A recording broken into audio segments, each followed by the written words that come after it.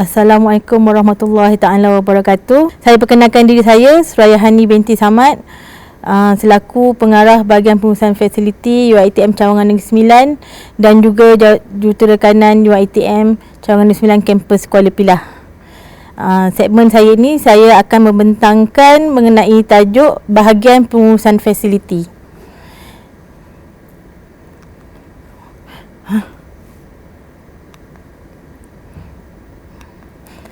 Okey, sebelum saya mulakan dengan latar belakang jabatan saya perkenalkan dulu latar belakang Jabatan Infrastruktur. Jabatan Infrastruktur ni adalah jabatan induk yang di bawah Tadbir Urus UiTM. Bahagian sendiri duduk di bawah Pejabat Pembangunan Infrastruktur dan Infostruktur PPII yang berpusat di UiTM Shah Alam. Diterajui oleh Timbalan Naib Chancellor Pembangunan PPII. PPII terbahagi kepada dua jabatan, iaitu Jabatan Infrastruktur dan Jabatan Infostruktur. Jabatan Infrastruktur diketuai oleh Pengarah Infrastruktur, manakala Jabatan Infostruktur diketuai oleh Penolong Naib Chancellor Infostruktur.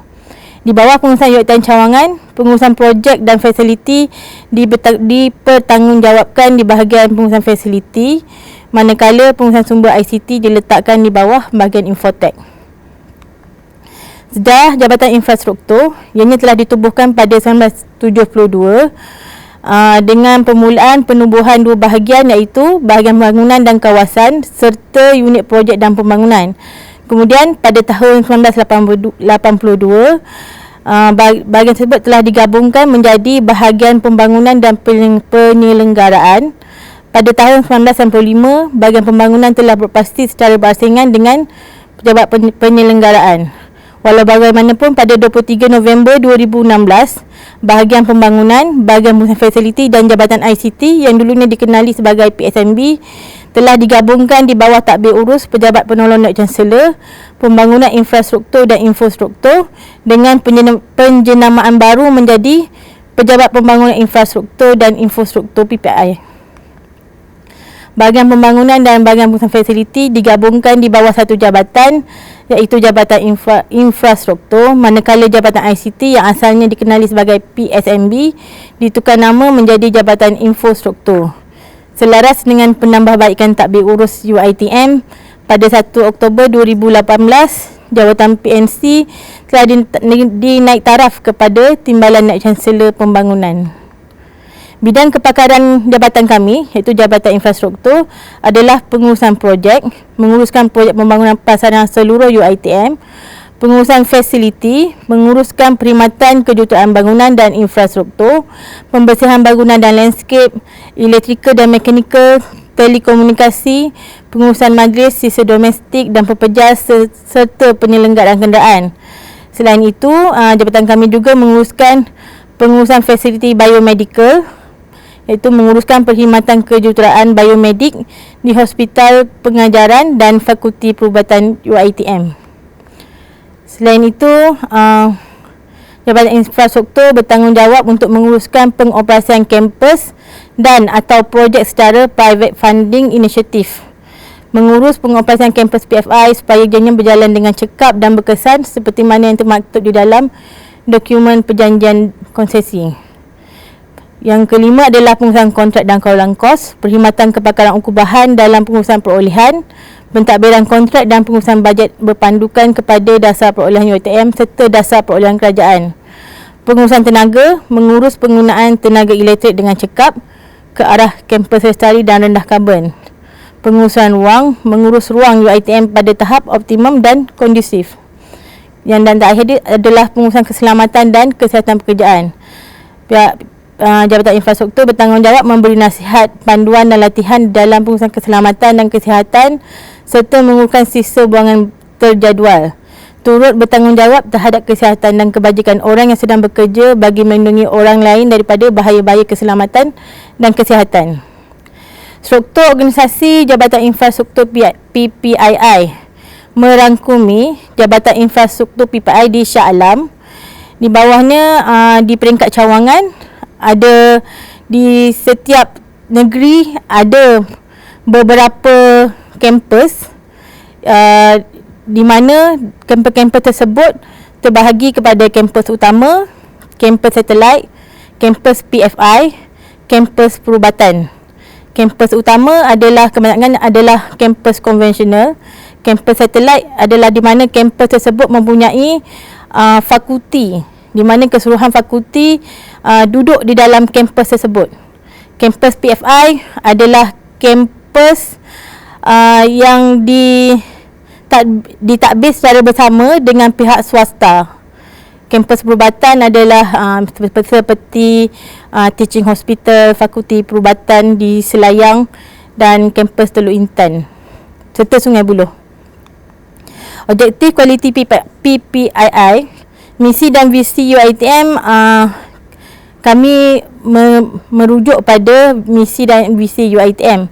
Objektif kualiti PPI, Pejabat Pembangunan Infrastruktur dan Infostruktur komited untuk mempertingkatkan kualiti perkhidmatan dan mengoptimumkan sumber selaras dengan visi UiTM untuk menyediakan ekosistem terkehadapan yang kondusif untuk kemajuan akademik. Seterusnya adalah bahagian pengurusan fasiliti. Untuk makluman pelajar sekalian, Jabatan Infrastruktur adalah induk, manakala bahagian pengurusan fasiliti adalah jabatan di bawah PPII, Pejabat Pembangunan Infrastruktur dan Infostruktur, yang terletak di cawangan serta zon-zon dalam Shah Alam. Latar belakang BPF UiTM CNS. UiTM CNS adalah UiTM Cawangan Negeri Sembilan. Pengurusan projek dan fasiliti diketuai oleh rektor selaku pegawai penguasa dan jurutera kampus sebagai wakil pegawai penguasa. Sejarah penubuhan UiTM Cawangan Negeri Sembilan adalah bermula pada 1 Jun 1999 di ITM Cawangan Negeri Sembilan, Jalan Melang, Kuala Pilah. Kampus UiTM Kuala Pilah seterusnya berpindah ke Beting, ke bangunan tetap di Beting pada tahun 2019. Seterusnya pembukaan kampus baru di Seremban pada 2014 dan di Rembau yang terakhir pada tahun 2017. Sejarah penubuhan bahagian pengurusan fasiliti UiTM Cawangan Negeri Sembilan pula bermula sejak penubuhan ITM lagi pada tahun 1999 di Jalan Melang. BPF UiTM Cawangan Negeri Sembilan diketuai oleh pengarah bahagian pengurusan UiTM Cawangan Negeri Sembilan dan jurutera bahagian pengurusan fasiliti untuk setiap kampus. Operasi penyelenggaraan berbeza mengikut kampus, di mana kampus Kuala Pilah operasi penyelenggaraannya adalah konvensional. Kampus Seremban dan kampus Rembau ditadbir secara bersama di antara fasiliti dan juga pihak swasta yang dikenali sebagai PFI. Perbezaannya adalah penyelenggaraan di kampus konvensional dilaksanakan sendiri secara in-house ataupun lantikan kontraktor yang dibuat oleh BPF UiTM. Manakala penyelenggaraan kampus PFI dilaksanakan secara in-house dan ataupun lantikan kontraktor oleh konsesi dengan pemantauan BPF UiTM untuk tempoh perjanjian selama 20 tahun. Jadi ini adalah carta organisasi UiTM Cawangan Negeri Sembilan, di mana di Negeri Sembilan kita bekerjasama sebagai, kita tidak bekerja sebagai satu kampus, tapi kita bekerja sebagai satu negeri. Ketuanya adalah rektor dan di bawahnya ada kampus konvensional dan PFI, di mana Seremban adalah kampus satelit dan kampus PFI kerana dia mempunyai fakulti sains politik di dalamnya, dan kampus Rembau sebagai kampus PFI. So untuk Kuala Pilah, dia BPF akan melapor secara terus kepada rektor, manakala jurutera BPF untuk kampus Seremban dan kampus Rembau, dia perlu melapor kepada dua orang ketua lah. Pertama, dia kena melapor kepada penolong rektor kampus masing-masing. Seterusnya adalah rektor. Jadi ini adalah carta organisasi BPF UiTM Cawangan Negeri Sembilan, di mana ianya diketuai oleh pengarah bahagian pengurusan fasiliti UiTM Cawangan Negeri Sembilan, dan diketuai yang kedua itu adalah kumpulan pengurusan dan profesional. Dia diketuai oleh jurutera setiap kampus dia punya satu orang jurutera lah buat masa ni, iaitu di Kuala Pilah, di Seremban dan di Rembau. Di bawah jurutera dia terdapat kumpulan sokongan yang dibantu oleh penolong jurutera, penolong QS, Trashman, pembantu kemahiran, pembantuan dan pegawai takbir. Cuma bezanya di kampus PFI, dia untuk staf sokongan tu tidak ramai, tetapi ianya dibantu oleh staf-staf dari konsesi. Jadi peranan BPF di Negeri Sembilan adalah untuk membaikkan kerosakan, melaksanakan penyelenggaraan berjadual, perancangan dan pemantauan projek, pengurusan perubahan ruang, pengurusan utiliti, pengurusan majlis UiTM serta mengadakan aktiviti latihan pengungsian bangunan iaitu fire drill. Di kampus PFI kita akan laksanakan fire drill sebanyak 2 kali setahun, manakala di kampus konvensional kita melaksanakan fire drill sebanyak sekali setahun. Objektif pengurusan fasiliti adalah menyediakan perkhidmatan pengurusan fasiliti yang lengkap dan menyeluruh bagi mewujudkan suasana pembelajaran, pengajaran dan penyelidikan yang lestari dan selamat. Kedua, memastikan setiap fasiliti UiTM berada dalam keadaan terurus, berfungsi dengan baik dan selamat untuk digunakan secara optimum dengan melaksanakan pemantauan berkala dan terancang. Yang ketiga, mengurus fasiliti dan memberi perkhidmatan yang berkualiti melalui perkhidmatan terancang dan kos efektif dalam menyokong misi dan visi UiTM. Keempat, menyediakan pengurusan fasiliti yang strategik selaras dengan teknologi terkini untuk meningkatkan ke tahap kecekapan penyampaian perkhidmatan fasiliti. Kelima, pelaksanaan pengurusan fasiliti mencapai pewaran yang ditetapkan. Keenam, menjana pendapatan UiTM melalui beberapa inisiatif yang bersesuaian dengan portfolio pengurusan fasiliti. Ketujuh, menjadi rujukan terbaik dalam pengurusan fasiliti.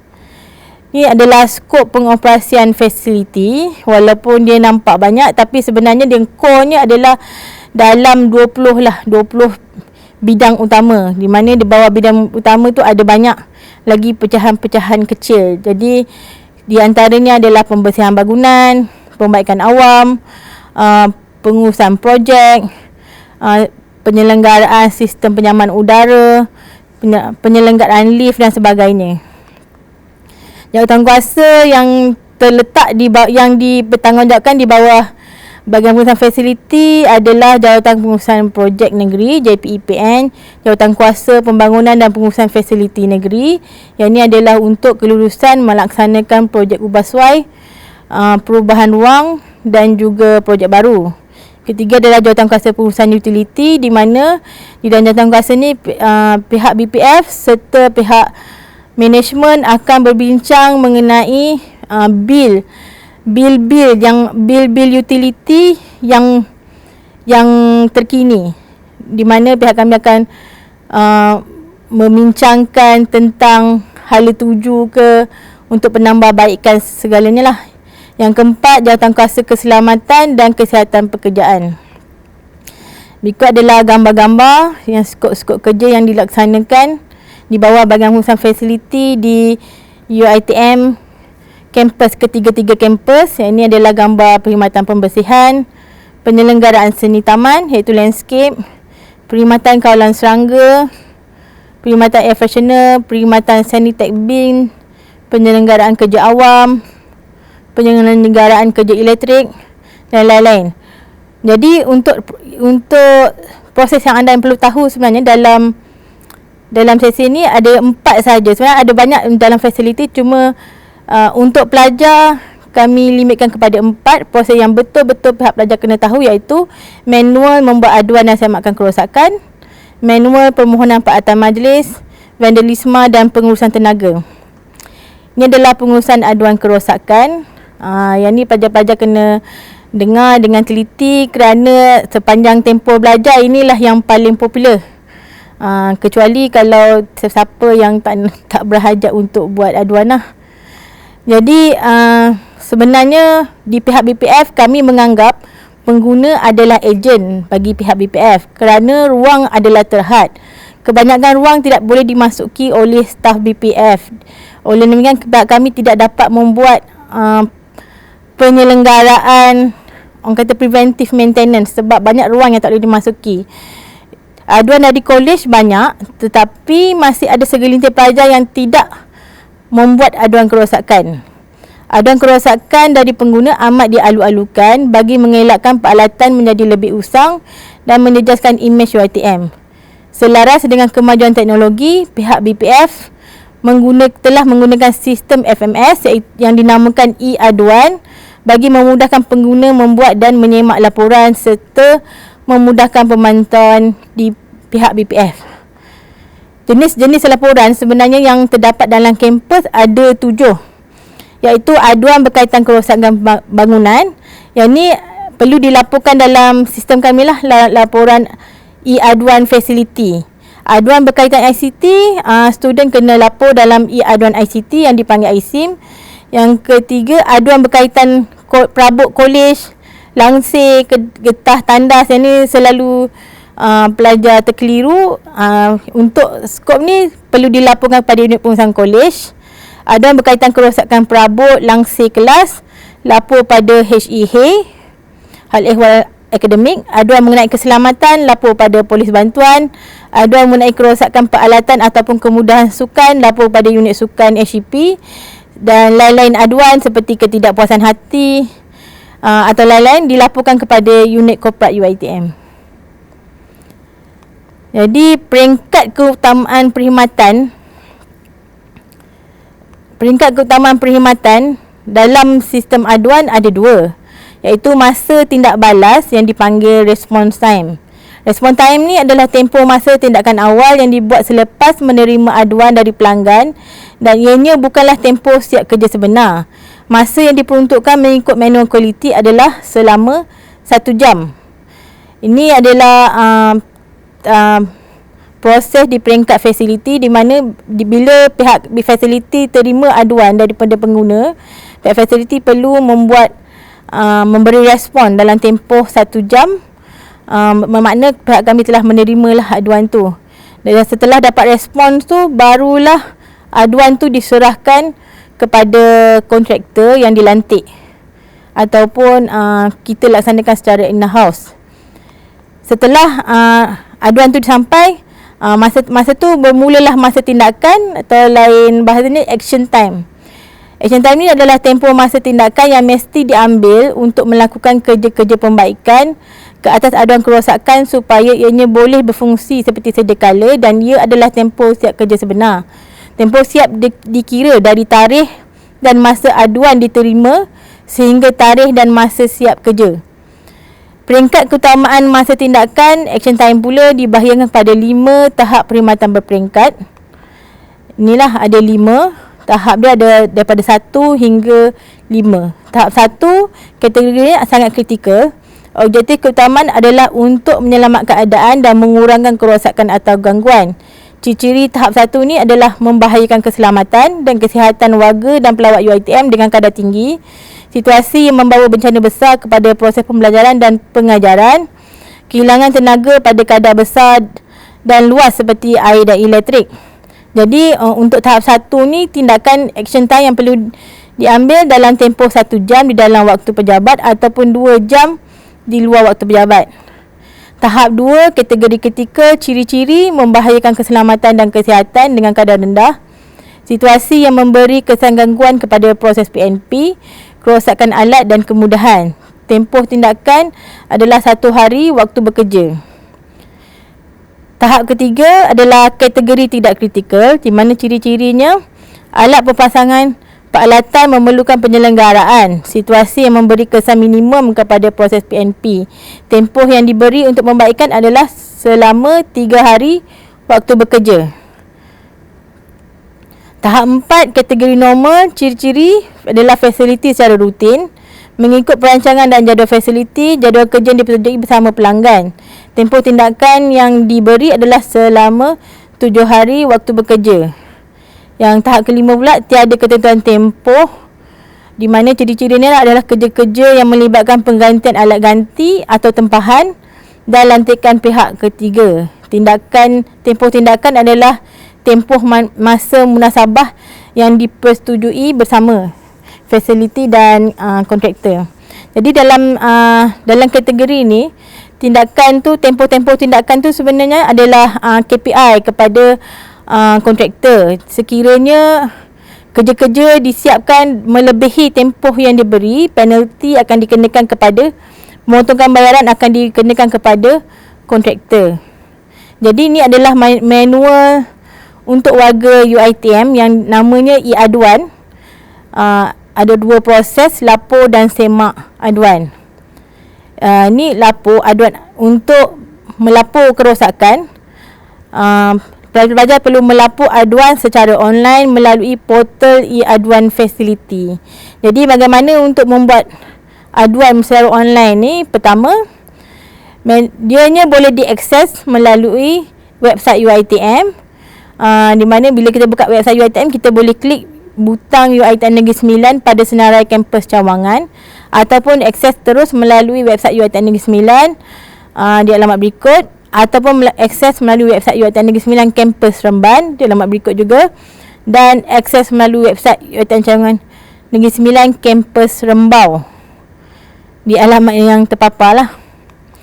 Jadi tingkatan seterusnya, setelah kita klik website tersebut, kita pergi kepada aplikasi. Boleh nampak arrow yang dekat atas tu, tekan aplikasi dan kita pilih dekat website UiTM Negeri Sembilan. Dia ada 3 option: e-aduan facility untuk kampus Kuala Pilah, e-aduan facility kampus Remban, e-aduan facility kampus Rembau.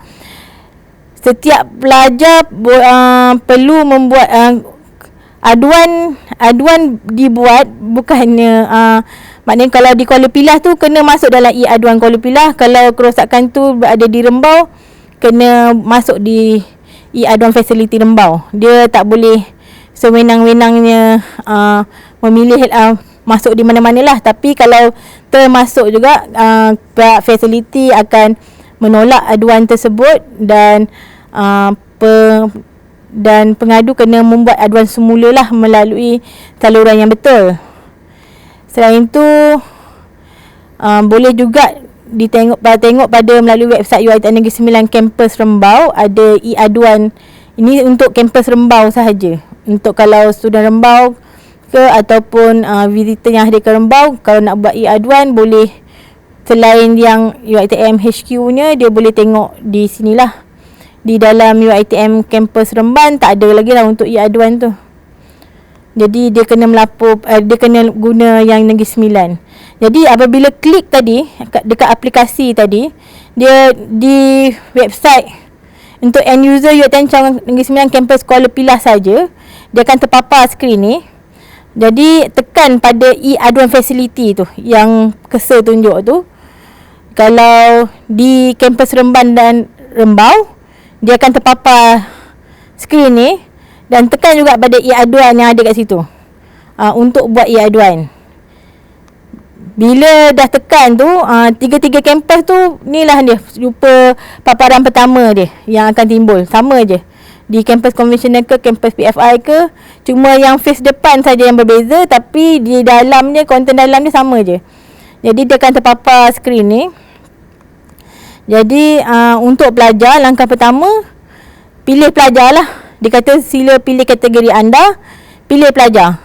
Kalau pelajar tu ada masalah, pilih pelawat. Yang itulah langkah pertama, masukkan nombor pelajar.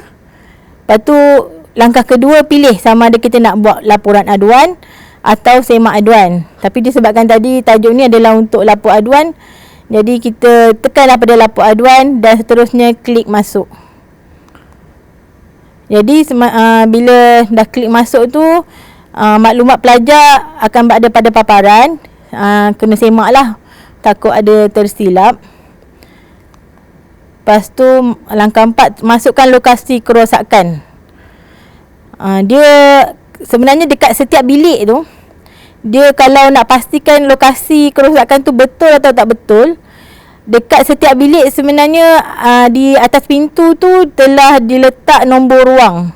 Jadi kita boleh semak dengan ni lah, kat aduan ni, betul tak nombor ruang yang kita pilih tu sama dengan lokasi kerosakan tu. Nama kadang-kadang mungkin berbeza sebab mungkin ada kesilapan pada data entry, tapi nombor ruang tak ada, dia tak ada kesilapan. Jadi untuk semakkan, pastikan lokasi kerosakan tu sama dengan nombor aduan, nombor ruang yang terpapar di atas pintu bilik yang ada kerosakan tu. Lepas tu masukkan jenis kerosakan, sama ada awam ke, ada pelbagai lah dalam tu. Jadi boleh pilih. Lepas tu klik hantar.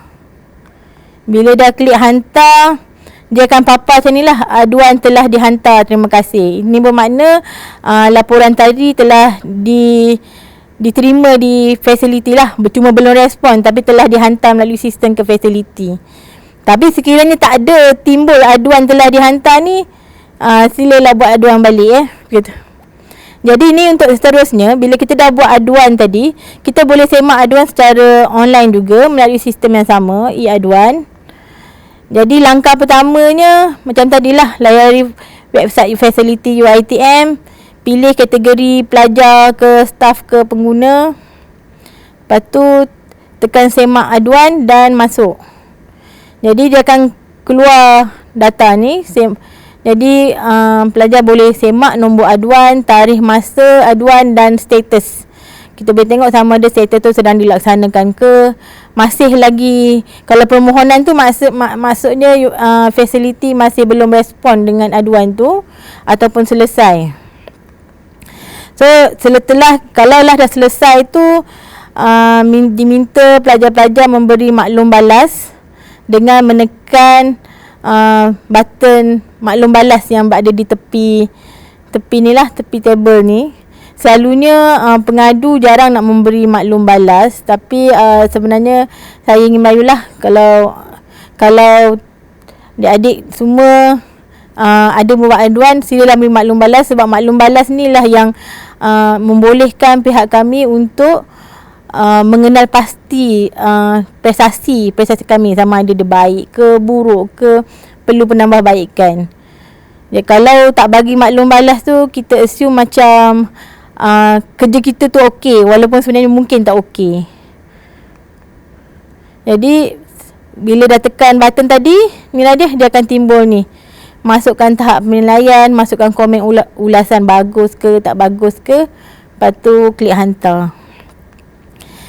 Yang ni adalah pengesahan siap kerja manual. Yang tadi tu adalah status aduan melalui online. Tapi bila untuk aduan yang selesai, kontraktor ataupun wakil BPF akan membawa borang arahan kerja rupa macam ni kepada anda lah.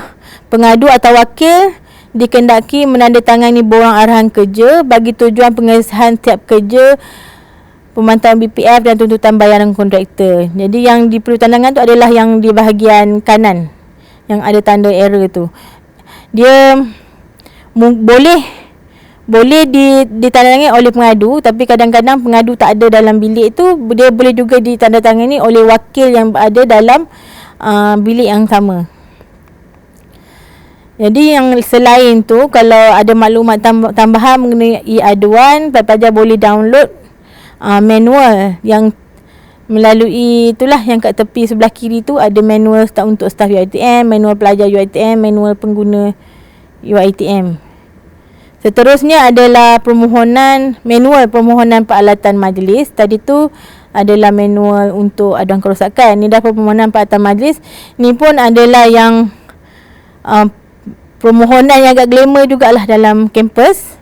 Dan dia tak susah, tapi kadang-kadang dia complicated.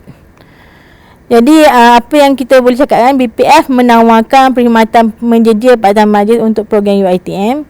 Peralatan majlis adalah terhad. Perkhidmatan penyediaan peralatan majlis bergantung kepada kuantiti atau jenis barang yang terdapat dalam skop kontrak atau milikan UiTM. Pihak pengajuan program bertanggungjawab untuk mendapatkan segala keperluan mendapatkan kelulusan sebelum memohon peralatan majlis. Borang permohonan peralatan majlis perlu dikemukakan selewat-lewatnya 7 hari bekerja dari tarikh program.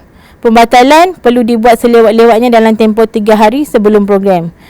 Borang kelulusan program, kelulusan ruang BSU, kelulusan guna penghawa dingin di luar waktu pejabat serta pelan susun atur perlu dilampirkan beserta borang permohonan peralatan majlis. Sekiranya terdapat permintaan yang tinggi pada peralatan, keutamaan diberikan pada program UiTM atau peperiksaan. Sekiranya peralatan majlis dalam kampus tidak mencukupi, pihak persatuan atau kelab bertanggungjawab untuk menyediakan sendiri bajet dan mendapatkan sumber dari luar, iaitu sewaan dari pihak ketiga. Penganjur program perlu menyediakan sumber tenaga yang mencukupi yang terdiri daripada agensi logistik dan teknikal untuk mengambil, menyusun dan mengendalikan peralatan sebelum, sewaktu dan selepas program berlangsung. Pihak penganjur program diminta untuk memasukkan kos kerja lebih masa staf dan laporan bajet program sekiranya memerlukan perkhidmatan kaki tangan BPF sebelum, sewaktu, selepas program berlangsung di luar waktu kerja.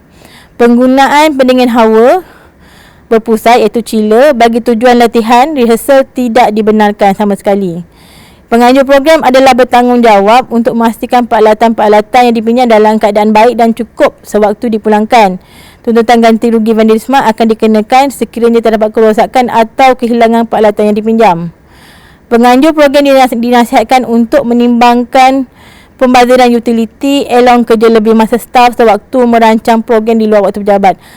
Alternatif bagi mengelakkan atau mengurangkan pembaziran amat dialukan.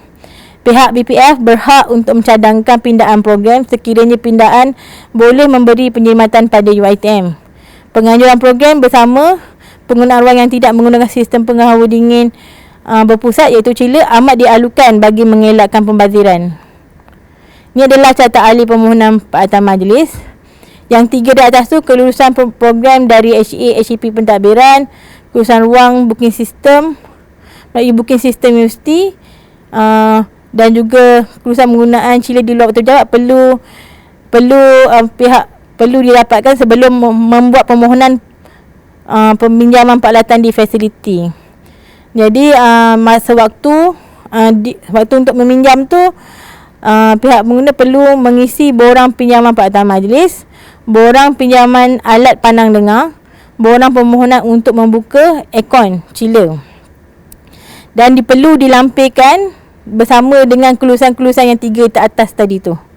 Yang 3 teratas tadi tu bukan di bawah tanggungjawab fasiliti, tapi penganjur program kena mendapatkan kelulusan-kelulusan daripada 3 bahagian kebenaan sebelum memohon peralatan.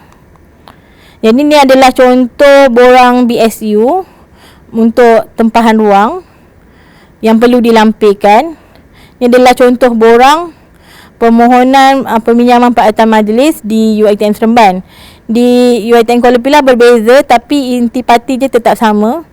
Dia ada tik berapa kuantiti nak pakai, tarikh dan masa semua tu lah. Jadi yang ni adalah seterusnya adalah pengurusan tenaga. Mengapa perlu penjimatan? Sebab pertama, penyusutan sumber tenaga. Yang kedua, pertambahan penduduk dunia. Ini terlalu global lah. Tapi yang sebenarnya kalau yang hampir sangat di hati kita ni adalah disebabkan penyusutan bajet pengurusan kampus. Disebabkan pihak fasiliti bertanggungjawab menguruskan tentang utiliti dalam kampus. Jadi pihak kami amat menitik beratkan tentang isu penggunaan tenaga dalam kampus. Jadi untuk benda umum, UiTM Seremban 9 sebenarnya telah membelanjakan sejumlah wang yang banyak untuk membayar utiliti setiap tahun. Bayaran yuran pelajar setiap semester tidak cukup dan sebenarnya tidak pernah digunakan pun untuk membayar kos utiliti UiTM kerana tak pernah cukup pun. Jadi institusi pendidikan termasuk dalam kategori komersial. Oleh yang demikian, takrif yang perlu dibayar adalah takrif industri, iaitu 2 kali ganda dari kos takrif kediaman. Jadi ni yang ketiga ni saya harap pelajar dapat ingatlah, kerana kadang-kadang kita menggunakan sesuatu tu tanpa disebabkan kita tak membayar. Jadi kita tidak menggunakan sesuatu tu dengan rasa tanggungjawab. Jadi di sinilah saya nak maklumkan pada pengguna, sebenarnya kita menggunakan jumlah yang sama macam di rumah, tapi sekiranya pelajar tu berada di di kampus, pihak UiTM kena membayar jumlah yang sama seperti rumah dalam kadar 2 kali ganda daripada kos takrif kediaman. Jadi itu sebab kenapa selalu membazir itulah. Sebab inilah tarif kita terlalu tinggi. Jadi belanja elektrik tertinggi datangnya dari penggunaan sistem penghawa dingin berpusat, iaitu chiller dan penggunaan elektrik di kolej kediaman pelajar. Kebanyakan lampu dan kipas departmen kediaman pelajar tidak pernah ditutup sepanjang semester. Aircon, projektor, TV dalam kelas dibiarkan tidak tutup selepas habis kelas. Selain itu, untuk kalian semua, UiTM Cawangan Negeri Kampus Seremban mencatatkan bil utiliti ke-8 tertinggi dalam seluruh UiTM. Ni bukan kita nak buka pekong, tapi inilah hakikatnya. Kita di antara juara lah bil tertinggi dalam kampus UiTM. Jadi punca peningkatan bil elektrik di UiTM Cawangan Negeri Sembilan, Kuala Pilah dan Seremban adalah dari penggunaan sistem penghawa dingin berpusat, iaitu chiller. Memang tak dapat nak dielakkan, tapi kalau nak mengelak, kita boleh elak melalui perancangan program, buat secara bersama, ataupun menggunakan ruang-ruang yang tidak menggunakan chiller, ataupun buat waktu-waktu pejabat. Lepas tu, bacaan bil elektrik tertinggi di UiTM Cawangan Negeri Sembilan, kampus Rembau datangnya dari Kolej Kediaman Pelajar. Memanglah bila ada chiller, sebab di Rembau ni dia tak ada chiller. Jadi bila kita kata di Seremban dan Kuala Pilah tu dia berpunca dari chiller, pelajar-pelajar tidak boleh berpuas hatilah sebab tidak bolehlah rasa senang lenang sebab dia kata punca ni daripada chiller. Tapi sebenarnya kalaulah chiller tu tak ada dalam kampus di Kuala Pilah dan Seremban, definitely dia punya bil tu akan jatuh, yang tertinggi jatuh di kampus di Kolej Kediaman Pelajar. Punca dia yang seperti yang saya dah cakap tadi lah, lampu dan kipas tidak ditutup sepanjang satu semester. Kadang-kadang ditutup bila pihak fasiliti datang untuk buat clearance. Sebab tu student dah balik, kita bersihkan bilik, masa tu kita dapati ada kipas tak tutup, lampu tak tutup. Itulah punca-puncanya kenapa bil kita tinggi. Kalau kita pasang komputer tu tak pernah tutup lah. Dia tu sebab bil kita tinggi. Jadi kos pembaikan elektrik juga tinggi di kolej kediaman, disebabkan faktor-faktor lampu tidak tutup dan kipas tak tutup. Bila dia tak berhenti, dia kerja overload, jadi peralatan elektrik tu cepat rosak. Jadi selain menanggung kos utility yang tinggi, kita juga menanggung kos pembaikan yang tinggi. Jadi ini fact, sepanjang tempoh PKP yang lalu, bila tak ada pengguna, kita elektrik pun banyak jimat. Jumlah penjimatan yang diperoleh dari bil elektrik UiTM Malaysia adalah sebanyak 70%. Di UiTM Cawangan Negeri Sembilan sahaja, sepanjang tempoh PKP, penjimatan yang kita dapat daripada bil utility adalah sebanyak 50%. Jadi kita boleh nampak lah kalau di mana dia punya penggunaan tu.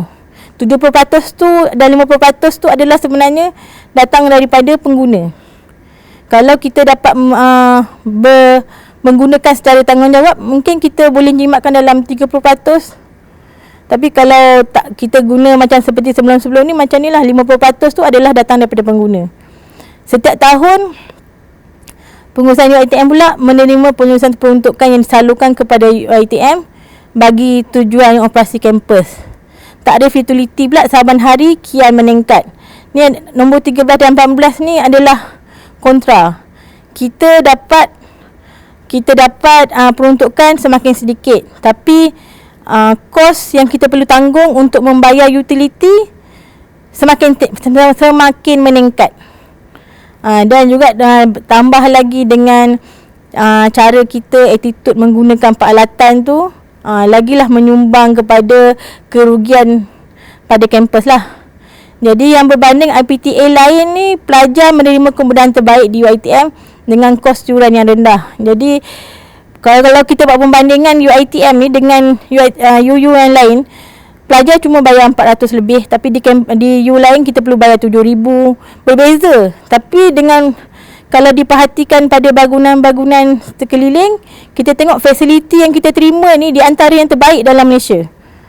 Dengan kos yang yuran yang rendah tu, kita dapat kemudahan yang terbaik. Jadi sekiranya kita tidak bertanggungjawab, persoalannya yang saya nak tinggal untuk belajar adalah sehingga bilakah UiTM mampu bertahan.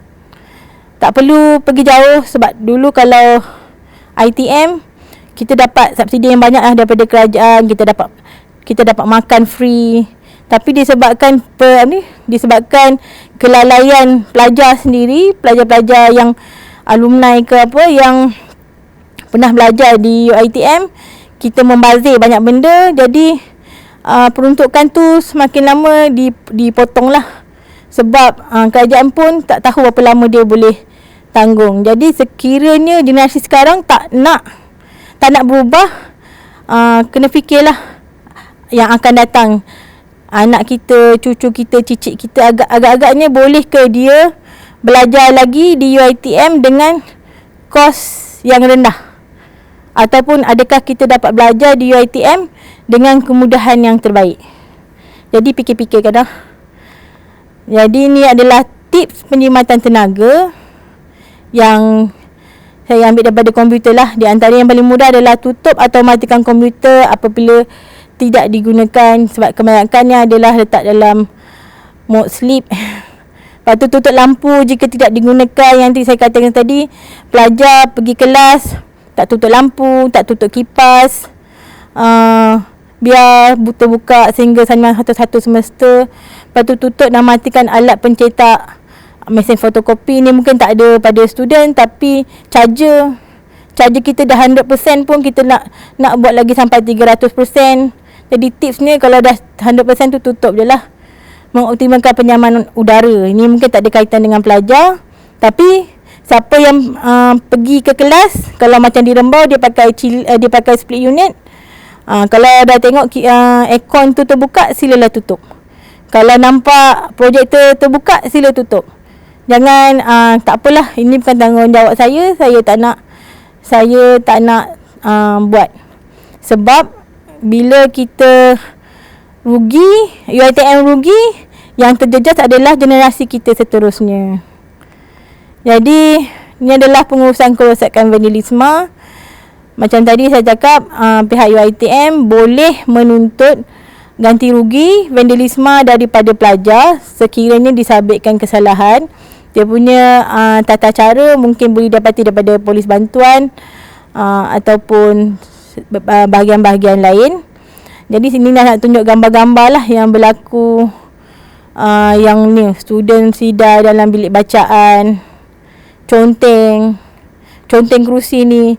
Memang nampak mudah, tapi kalau di kampus PFI sendiri, kalau ganti kita kena ganti sebiji ni, kita kena bayar kalau vandalisme ni. Di konvensional pun sebenarnya kita kena bayar, tapi selalunya kita tutup mata, tapi sebenarnya kita boleh tuntut. Bayangkan kalau 20 tahun yang lepas kita belajar dengan kerusi kayu, sekarang student belajar dengan kerusi wayang, lepas tu duduk conteng. Sayang. Sebab bila nak ganti, kita kena ganti sebiji kerusi ni, bukan ganti kain tu saja. Jadi ni pula adalah rokok. Sudah merokok dalam asrama. Ni yang kat sebelah kanan ni menggunakan peralatan elektrik yang rosak. Sebenarnya ni bahaya kerana boleh menyebabkan litar pintas, boleh menyebabkan renjatan, boleh menyebabkan kebakaran. Ni juga ni conteng di dinding, pasang poster. Ni alat pemadam api dia salah guna. Kadang-kadang kita nak seronok-seronok, kita bermain dengan alat pemadam api ni, tapi bila kejadian kebakaran yang sebenar berlaku, bila nak digunakan, benda-benda ni dah tak ada. Jadi kena bertanggungjawab lah. Jangan guna sewenang-wenangnya, guna bila perlu sahaja. Ini juga adalah penyalahgunaan peralatan, di mana pipe sprinkler digunakan sebagai tempat menjahit baju. Ni kanvas hos dibuka dari tempat asal, sama ada untuk basuh lantai ke atau bergayut ke, macam itulah. Tapi ini adalah salah. Kalau bomba datang, kita boleh dikenakan penalti oleh pihak bomba. Ini juga adalah aktiviti pelajar juga. Terdapat gumpalan rambut dalam dan luar perangkat lantai. Mana aktiviti potong rambut, tapi rambutnya dibuang dalam flow trap. Akibatnya saluran pipe seluruh bangunan akan tersumbat. Dia bukan lubang ni sahaja, dia lubang sepanjang-panjang bangunan itulah yang akan tersumbat. Jadi perkara-perkara yang dilarang, yang ni student kena dengar. Tapi di PFI memang kena betul-betul dengar, sebab ini memang strict. Pertama, dilarang membuang sampah, sisa makanan, tisu, tuala, pakaian di dalam mangkuk tanda dan sinki. Dilarang merosakkan kemudahan sedia ada. Dilarang melakukan sebarang aktiviti pendawaian elektrik. Dilarang menampal, memaku, melekat poster dan banner tanpa kebenaran. Dilarang mengalih dan melakukan pengubahsayan pada kemudahan yang telah disediakan. Dilarang membuka dan menggunakan alat pemadam api kecuali kecemasan. Dilarang membuka dan menyentuh panel agihan elektrik tanpa kebenaran. Dilarang memasak di dalam bangunan kediaman. Dilarang menconteng, mengecat, melukis dan mengotorkan dinding. Dilarang menggunakan peralatan elektrik yang tidak didaftarkan. Dilarang membuat kunci pendua tanpa kebenaran pihak pengurusan kolej.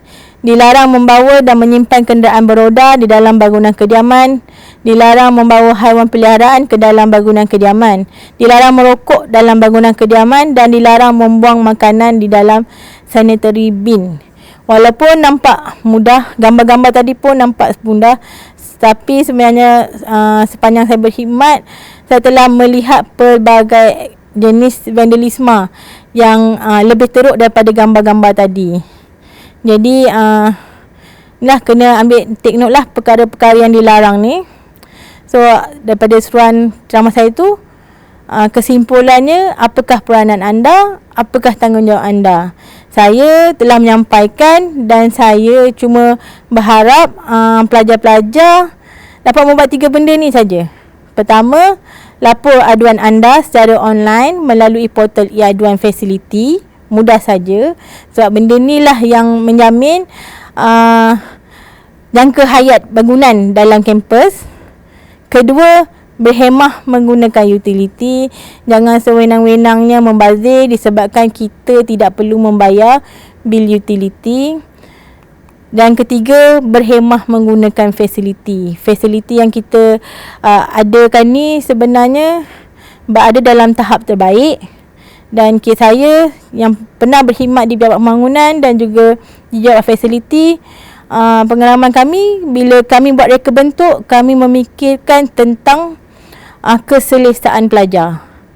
Tetapi apa yang terjadi bila kita guna imajinasi yang tinggi, sebab kita tak nak pelajar-pelajar mengalami ketidakselesaan seperti yang dialami pelajar-pelajar lama. Kita buat yang terbaik, tapi kadang-kadang bila baru sebulan serah dah hancur. Jadi inilah 3 benda lah yang saya punya nasihat sebelum saya tamatkan sesi saya ni. 3 harap-harap dapat diikuti oleh pelajar. Dan saya sudahi dengan ucapan tahniah kepada pelajar kerana berjaya mendapat tempat di dalam kampus UiTM Cawangan Negeri Sembilan. Semoga dalam tempoh-tempoh belajar ni akan menjadi kenangan terindah pada pelajar-pelajar sekalian. Dan sama-sama kita menjagalah UiTM, jaga pelajar jaga UiTM. Kita sama-sama bekerjasama demi generasi yang seterusnya. Sekian, Assalamualaikum dan terima kasih.